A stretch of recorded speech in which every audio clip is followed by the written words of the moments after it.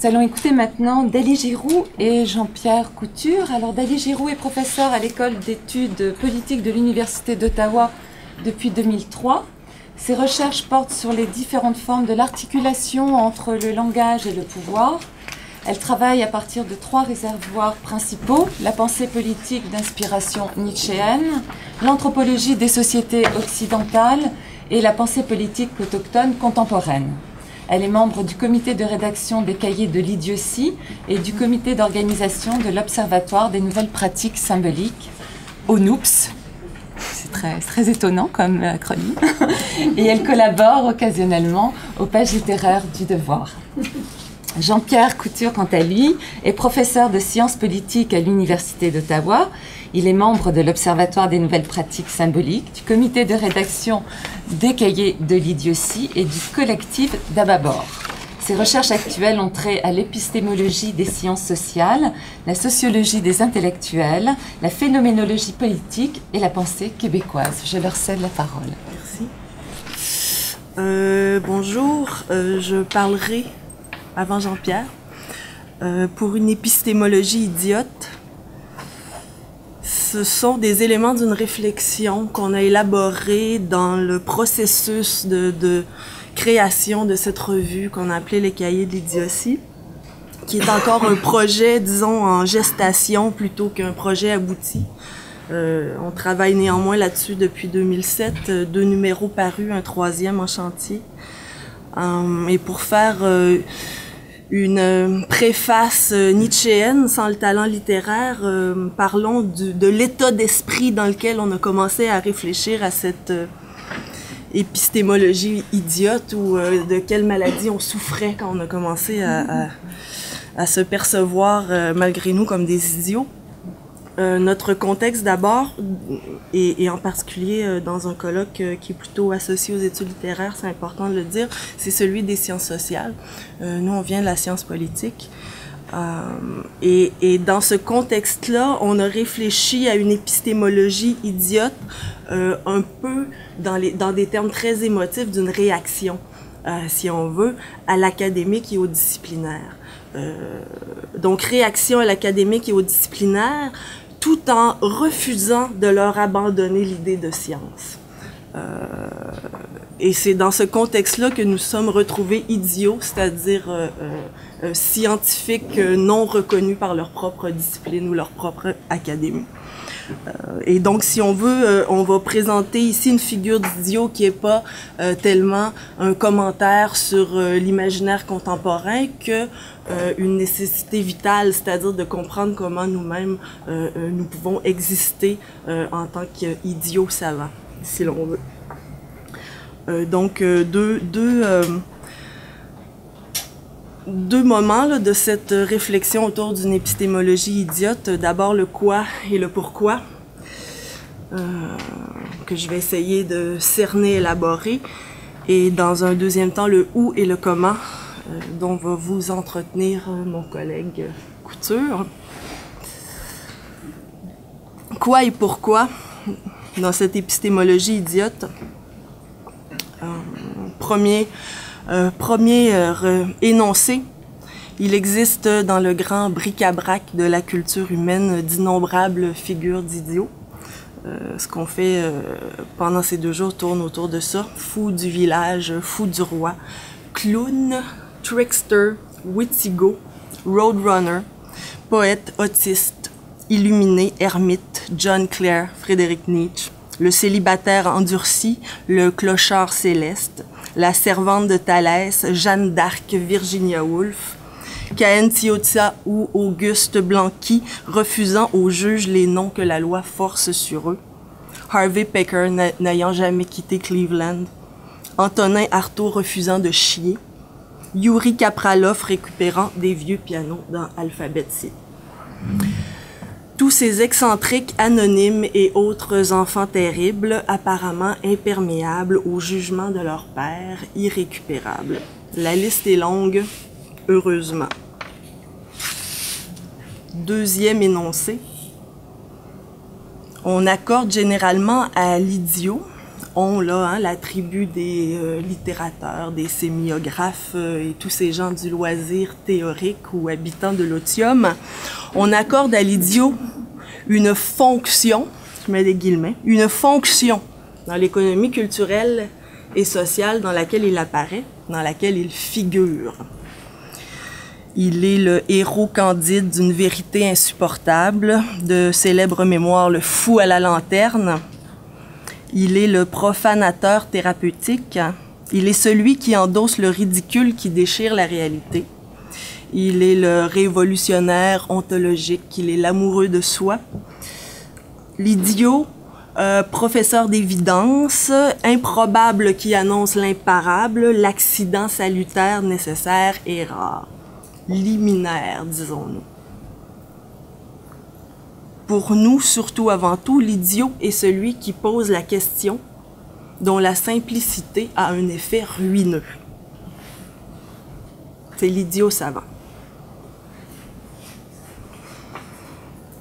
Troisième énoncé, l'arme idiote, ce qui au fond qualifie sa fonction dans l'économie culturelle et sociale dans laquelle il figure, est d'abord ou notamment une structure de signification.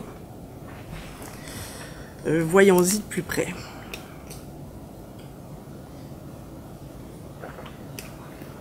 Clément Rosset, encore, dans son traité de l'idiotie, nous rappelle que ce qui est idiot est ce qui, ou celui qui, se suffit à lui-même, n'a ni reflet ni double.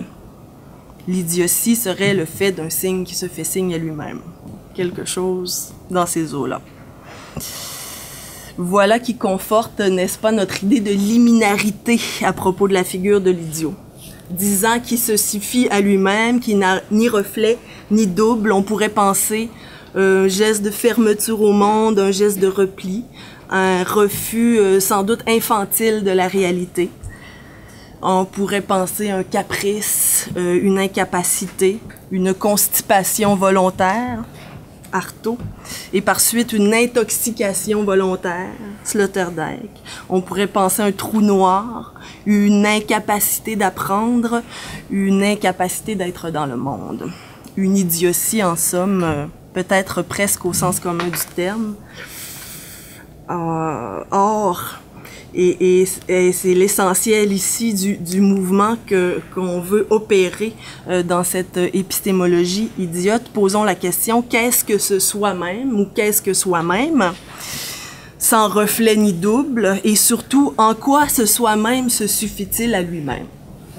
Et si on arrive à commencer à élaborer une réponse à cette question-là, on commence à voir apparaître peut-être quelque chose qui serait une épistémologie idiote. Hypothèse. Il y va dans l'idiotie d'un rapport au monde, dans cette structure de signification d'un mode de connaissance, celui de ce qui se saisit dans son immédiateté, sans reflet ni double. Immédiat, sans médiation ou à côté ou avant la représentation, mais néanmoins dans une image, comme une image, par un système d'images, dans le mouvement de sa propre imagination. L'idiotie peut être une saisie de soi qui se construit à partir de l'expérience sensorielle. Faire confiance à ses sens de manière crasse, contre Descartes, et beaucoup d'autres, n'est-ce pas? C'est dire dans cette suffisance à lui-même que l'idiot ne se replie pas sur soi, plutôt il déplie la connaissance à partir de sa propre situation, sans reflet ni double, ou dit autrement, sans médiation qui préexisterait à sa propre situation d'imagination, à son propre paysage, à son propre ici, à son propre maintenant. Quatrième énoncé. L'idiot savant interroge donc, à partir de son expérience sensorielle sans reflet ni double, son propre paysage, l'ici et le maintenant de son existence propre. Il constitue un système d'images immanent à sa situation comme le lieu privilégié pour la génération de questions scientifiques ou savantes. Pour autant que le politique, le littéraire et le social sont scientifiques, savants. Et l'idiot pense que oui. La posture de connaissance idiote prendrait pour acquis que la connaissance du monde, c'est-à-dire l'actualisation par l'imaginaire et le concept de ce dont il s'agit dans la réalité, peut être, et sans doute doit être, recommencée partout, tout le temps, par n'importe qui. Et au terme donc nécessairement à partir de lui-même. Ce qui voudrait dire que du point de vue d'une épistémologie idiote, la marge, chaque idiotie, chaque idiot, le dit liminaire, mène au centre, mène au concept, mène à l'universel. Car si tout le monde est dans le monde appartient à tout le monde tout le temps. Et il ne peut pas avoir de mauvais chemin vers le monde. Et donc la première idiotie de l'idiot, c'est au fond de croire en la disponibilité et en la gratuité intégrale de la sagesse, car les noms de la réalité, comme le monde lui-même, appartiennent à tous, partout, tout le temps. Donc l'idiot savant, début et fin de la connaissance, non pas par égotisme, mais par solidarité avec le monde et par amour du présent, par présentisme, par pragmatique, par le fait quand même d'une méfiance entretenue envers le langage institué, retenant de Marx et de Nietzsche leur anarchisme méthodologique,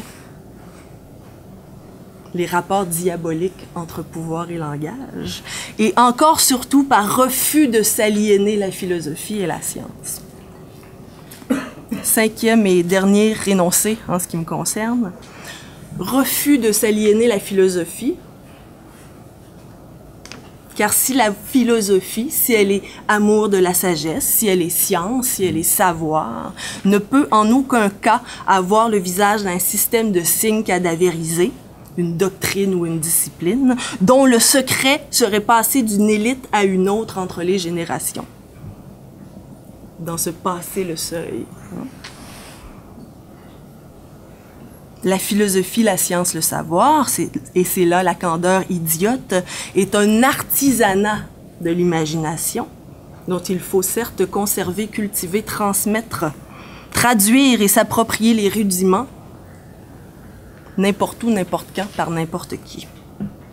C'est ici que notre idiot devient peut-être au fond un patenteux. Et à ce titre, tout présentiste pragmatique qu'il est, et en y pensant bien, justement parce qu'il l'est, l'idiot cherche à hériter. D'un grenier vide, mais d'un grenier néanmoins. Il cherche dans le passé les outils, la manière de choisir les matériaux, les pédagogies, les récits, l'histoire des guildes, des exploits et des échecs qui constituent cet artisanat. L'idiot savant, encore le fou à la lanterne, se voit investi d'une mission, celle de préserver la faculté de poser la question dont la simplicité a un effet ruineux.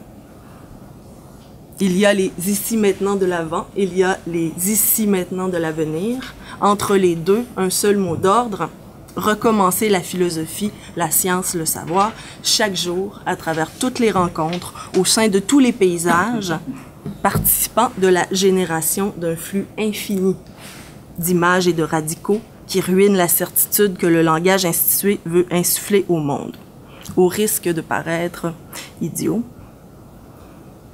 Je cite notre ami Proudhon, qui cite lui-même Rousseau, assez mal d'ailleurs, dans le discours sur l'origine et les fondements de l'inégalité parmi les hommes, qui dit « Il faut beaucoup de philosophie pour savoir observer une fois ce que l'on voit tous les jours. » Alors, je vous parlerai du comment et du où de l'idiotie savante. Et à l'invitation de Rousseau, qui a donc pavé une voie à la radicalisation de l'étonnement, Sur ce chemin, une science idiote exige certainement de fonctionner, de la part du chercheur, elle exige de fonctionner sous un mode idiomatique. C'est-à-dire quoi? C'est-à-dire qu'il se risque à énoncer quelque chose qui parte de sa propre expérience.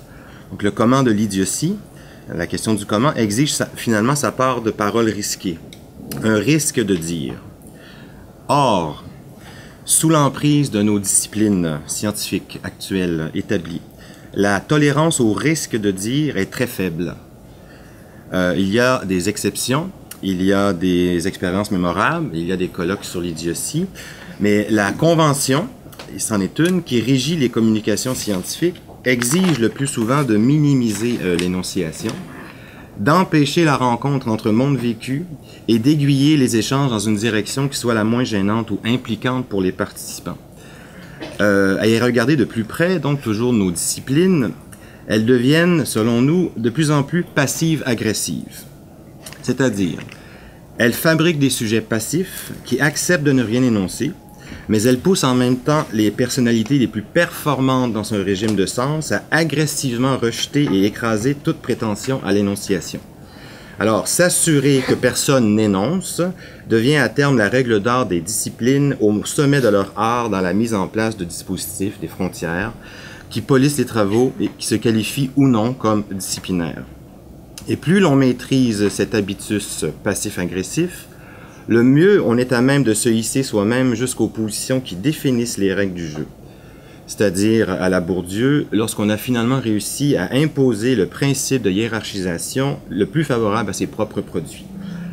D'une manière toute scolaire, et ça risque de plaire aux étudiants, ou ça nous amène sur un terrain plus trivial, pragmatique, ces différents dispositifs prennent immédiatement corps dans la tyrannie de la revue de la littérature. Et là, je me suis mis le pied dans la bouche récemment dans un entretien à Radio Spirale en compagnie de ma collègue Giroux et de Robert Hébert. Donc, à Radio Spirale, j'ai dit quelque part « Fuck la revue littérature ». Alors ça mérite quelques précisions, surtout pour le bénéfice de mes propres étudiants. Alors, si on me permet de m'auto-interpréter, un peu, il fallait peut-être comprendre par là que la science idiote ne fait pas de l'érudition justement une fin en soi. Parce que la passivité de l'érudition, qui revient à dire finalement « d'autres ont dit, donc je me tais », s'accompagne toujours, à mon sens, de crispation agressive devant les propositions de recherche qui oseraient marcher hors des sentiers justement balisés par la littérature convenue. Or voilà que l'idiot n'a pas un regard convenu. Alors que faire, au plan de la logique de la science, devant ce cas d'espèce, devant cette simplicité ruineuse? Que faire? Peut-être deux choses. Premièrement, si on reconnaît que l'innovation exige de l'inédit, on le dit souvent, mais c'est impliquant, c'est inédit, cette innovation, alors il faut reconnaître que la science idiote ne peut pas jamais se réconcilier avec les motifs théologiques de la sublime récapitulation.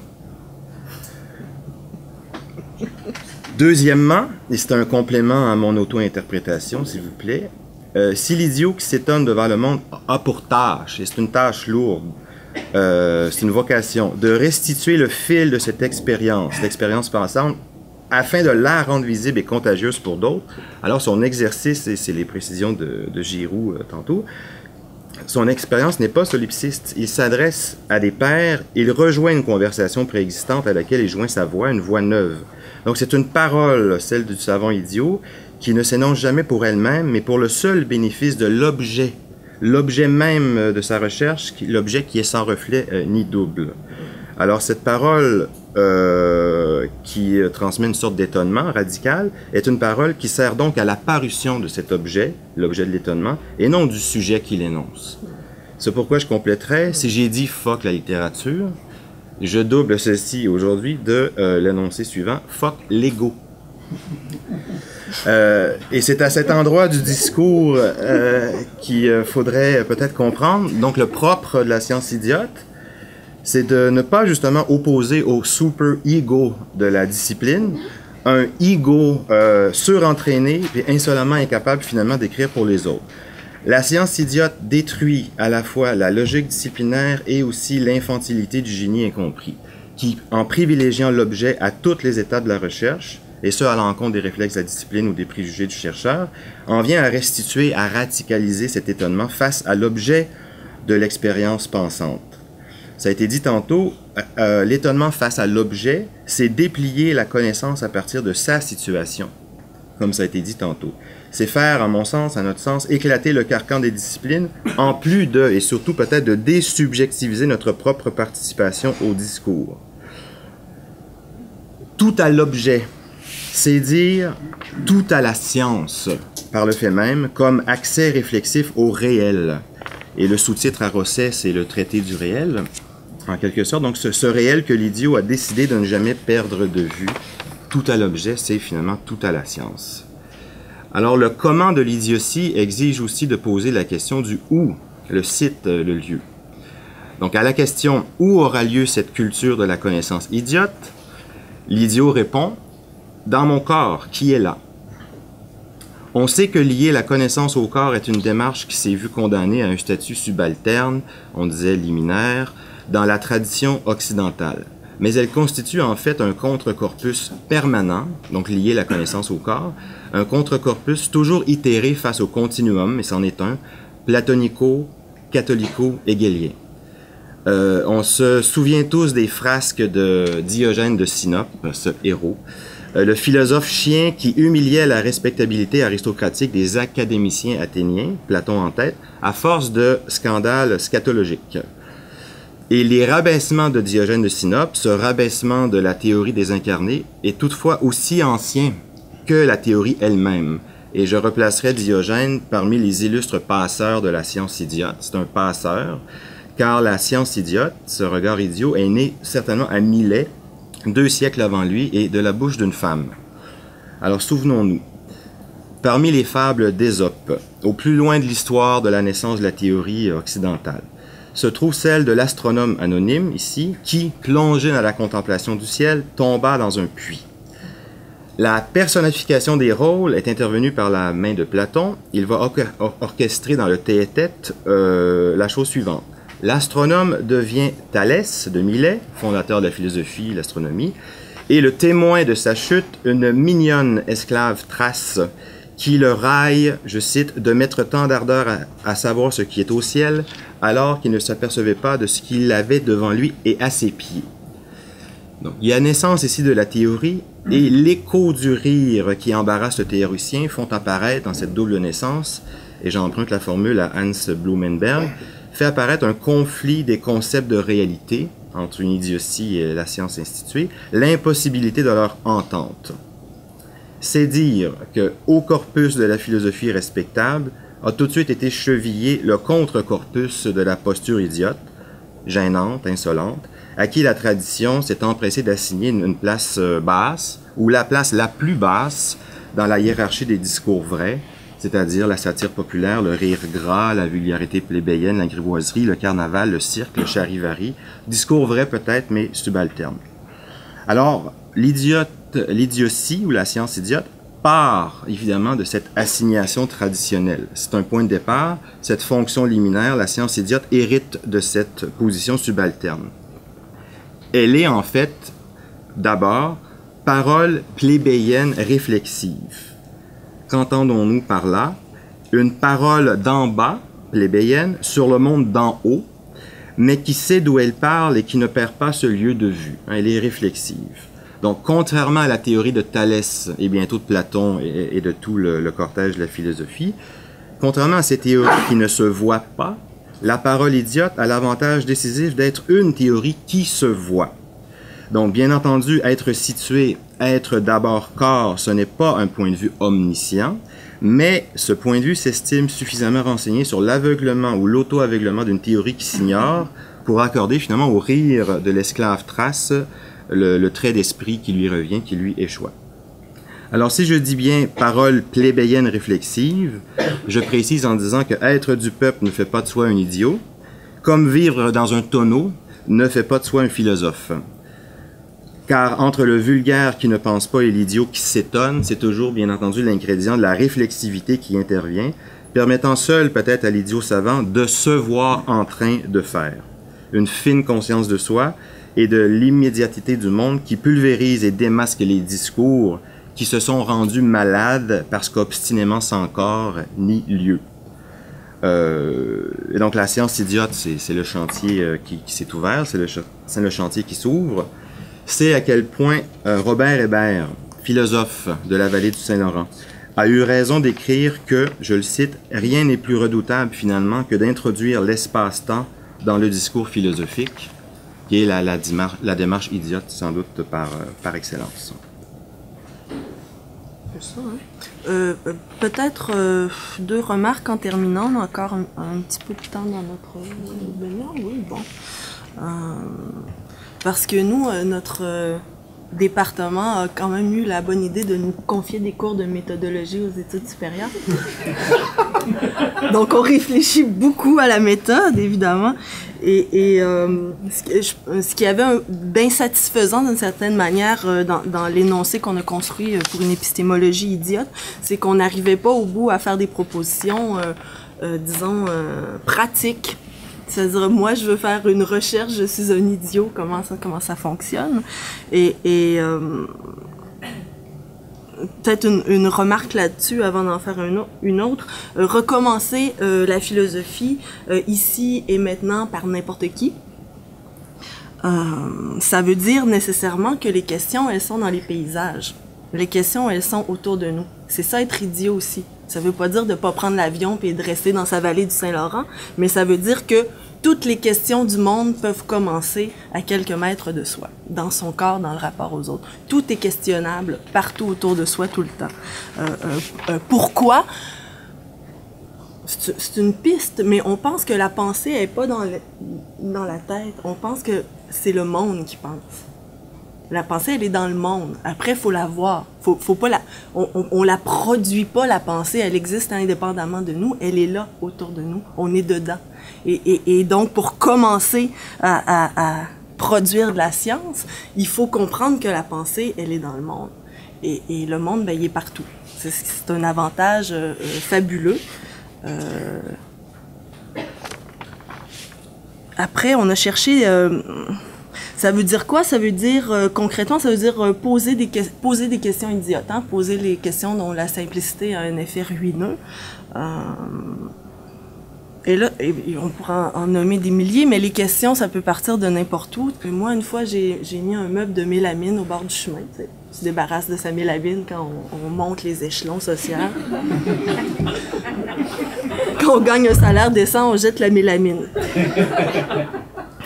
C'est une première règle universelle qu'on peut découvrir de manière idiote. Et là, on se rend compte que le meuble en mélamine, il part pas. Il n'y a personne qui le vole. Tu sais, je veux dire, j'ai fait poubelle en masse, là. Jamais ramasser un meuble en mélamine. Jamais, jamais, jamais. Là, on découvre une règle universelle, c'est que la mélamine, ça a une valeur 0. Ça veut dire que quand ça sort de l'usine, c'est neuf, ça, là. Ça vaut 0. Et là, à partir de là, tu peux commencer à réfléchir à une théorie de la valeur. C'est quoi un objet? Qu'est-ce que ça vaut? Comment ça? Si on prend la définition marxienne du capitalisme, un système dans lequel on répond à nos besoins en produisant des marchandises.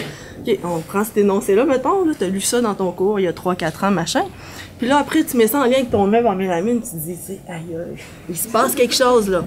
Je veux dire, et cette théorie de la valeur-là, tu peux commencer à faire en regardant ton meuble de mélamine sous la pluie au bord du chemin.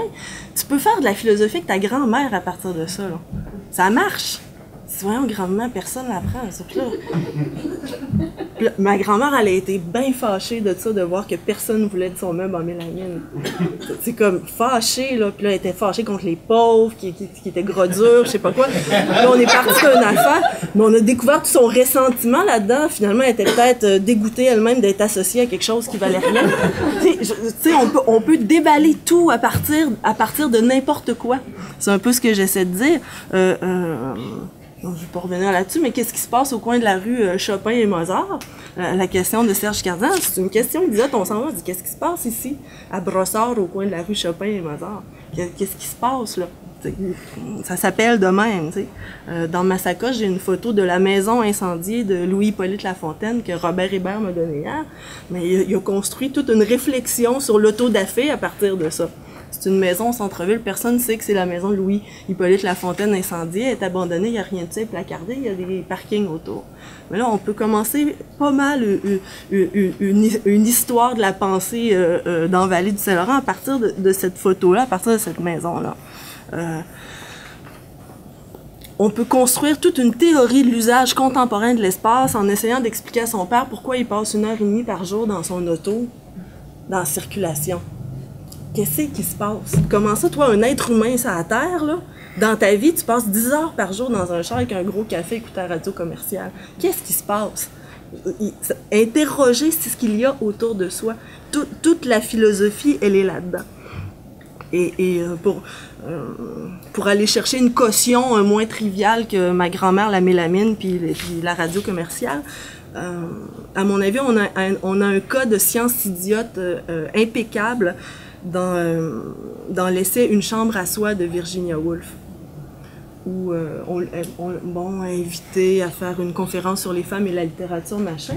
Elle commence en racontant une histoire semi-fictive où, en tant que femme, elle se rend sur le campus d'une université qui s'appelle Oxbridge. Et là, elle se met en scène dans un paysage, celui du campus universitaire, où il lui arrive toutes sortes de choses. Puis après 3-4 aventures, tu comprends que ces choses-là lui arrivent dans son corps parce qu'elle est une femme. Il y a une rivière, il y a du gazon. Ah, je vais aller marcher près de la rivière. Il y a un monsieur qui lui tape sur l'épaule. Il dit « Madame, c'est les professeurs et les étudiants seulement qui peuvent marcher sur le gazon. » Bon, d'accord. Après ça, elle entend la musique, elle va vers la chapelle. Puis là, elle se pose même pas de questions. Elle se met sur le mur de la chapelle, puis elle écoute le concert parce qu'en tant que femme, elle peut pas entrer dans la chapelle. Et ensuite de ça, le plus délicieux, c'est quand elle pose ce que Jean-Pierre appelle des questions de femmes. Qu'est-ce qu'on mange pour souper?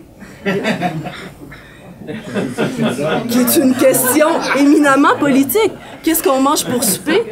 Eh bien, à Oxbridge, on a un souper 5 services, des perdreaux arrosés des meilleurs vins. Après ça, on boit un cognac, on fume des cigares dans des rideaux de velours en parlant entre hommes de philosophie.